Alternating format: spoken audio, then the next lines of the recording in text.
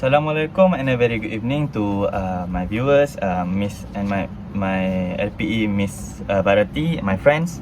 My name is Muhammad Aris Faizal bin Abdul Razak, and I am from Bachelor of Biosystem and Agriculture Engineering from Year 2. As for my class LPE 2303, I have been given a task to create a vlog on this, my finding on an article after completing the undertaking, an article entitled Quitting Single-Use Plastics in Japan by Melinda Zhou. She wrote this article on 25th of August 2023. So a little bit about the journalist is Melinda Zhou emphasized on food, mainly on food. Based in Tokyo, she writes the Kanpai Culture for Japan Times. Her work, which translated to 4 different languages, and has appeared on a very huge publication such as Condé Nast Traveller, Naked Asian Review, and among others. So she is a very capable journalist. You should check it out. So this issue on Japan plastics highlight in the text is about the increasing problem regarding garbage disposal. That is the bins are always full in the morning, and the volume of plastic bottle waste has been growing faster than municipal government can effectively keep up with it. So, and not to mention the plastic waste that rapidly polluting the ocean, and unfortunately the usage of plastic hardly can be avoidable in Japan as it involves their culture. This is because Japan nowadays, or maybe from the past, Japan's obsession with packaging has cultural roots related to concepts of presentation and respect to the buyer or the customer, especially when giving gifts or something like that. So the tradition of wrapping objects conveys the regard you have for the other person.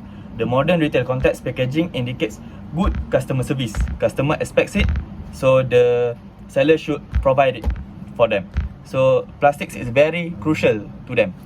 So one of the arguments that Melinda Zhou has stated in her article is, which is, author says that Melinda Zhou says that in the past this is a problem for rich country only, but now only this problem has rise in each country, like in Asia, in Malaysia, Indonesia, Vietnam. So this some of the proof evidence from the text that I can give to you is, like in 2019, Asia produced 54% of the world plastics, led by China and Japan.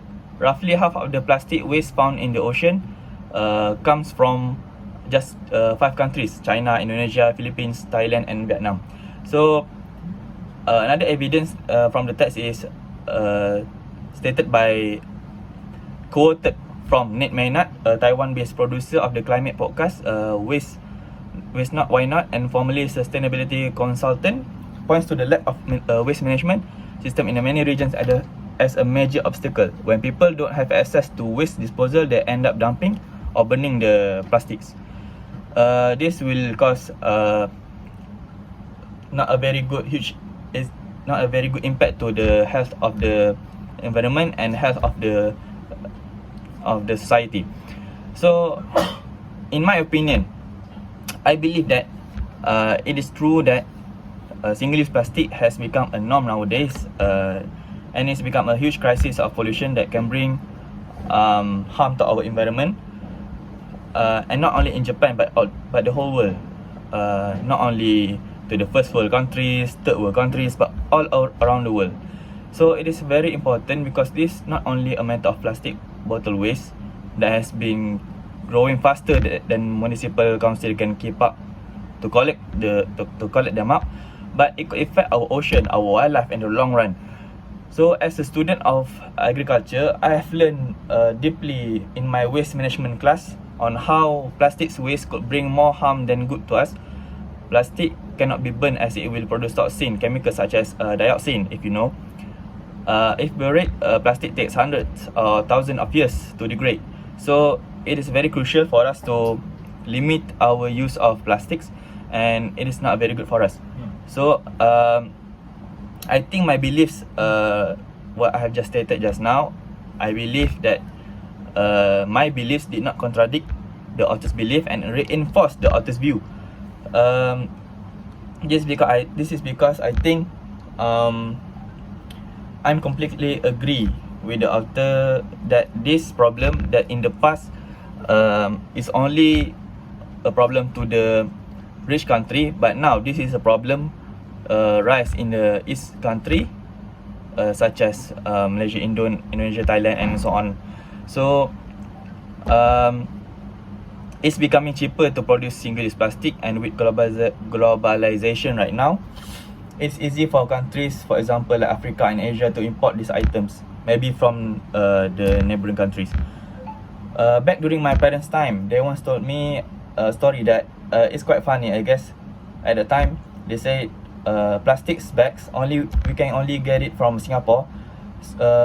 When Malaysian people go to Singapore, they will get the plastics. They will get gifts, and the gifts are wrapped inside a plastic bag. So but nowadays we can see plastic bags are everywhere. Even on the roadside, you can see plastic bags scattered everywhere. When I go to Indonesia, I can see that plastics are everywhere and uncollected. So we can see the municipal council cannot apprehend the rapid growth of plastics in the country. So I think that's the end of my vlogs. I hope that we can all agree and we can all avoid single-use plastics in our everyday life, and we at least could try to reduce, reuse and recycle our packagings, especially plastic bottle, because plastic bottle like this one is very hard to get rid of, and if you burn it, it will harm our health. So just try to do better.